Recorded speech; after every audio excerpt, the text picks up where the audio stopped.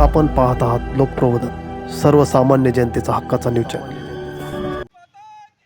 नाशिक जिल्ह्यातील निफाड तालुक्यातील घरकुल योजना, अतिक्रमण जागा, वनजमिनी, गायरान जमिनी तसेच इतर प्रलंबित प्रश्नांवर योग्य कार्यवाही होत नसल्याच्या निषेधार्थ शबरी माता संघटना महाराष्ट्र राज्य व आदिवासी एकता परिषद संघटनेच्या वतीने निफाड नगरपंचायत कार्यालयासमोर बेमुदत धरणे आंदोलन सुरू करण्यात आले आहे।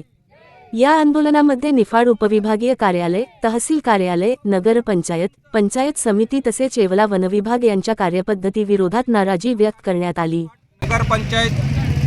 पंचायतीसमोर गेल्या 3-4 वर्षापासून आम्ही तहसील, पंचायत समिती, नगरपंचायत, तहसील, कलेक्टरपर्यंत पाठपुरावा केल्यानंतर अर्ज देऊन, निवेदन देऊन, मोर्चे आंदोलन करून घरकुल योजना, वनदावे निकाली काढणे, अवैध गौण खनिजांवर कारवाई, पांदण रस्त्यांची सोय, घरकुले कायम करणे तसेच नगरपंचायत हद्दीतील विविध मूलभूत समस्यांबाबत आंदोलकांनी ठोस मागण्या मांडल्या।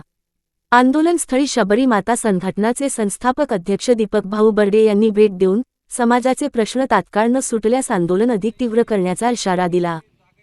दरम्यान संबंधित अधिकारी, वनपरिक्षेत्र अधिकारी येवला, वनपाल निफाड तसेच इतर प्रशासनिक अधिकाऱ्यांनी आंदोलनस्थळी भेट देऊन मागण्यांवर तात्काळ कार्यवाही करण्याचे आश्वासन दिले आहे। लोकप्रबोधन मराठी न्यूज नेटवर्क महाराष्ट्र उपसंपादक वामन शिंदे। यापुढे जसं जसं शासनाच्या या धोरणात्मक निर्णय असतील, शासन निर्णय असतील ते येतील, त्याप्रमाणे तातडीने निफाड नगरपंचायतच्या वतीने कार्यवाही करण्यात येईल।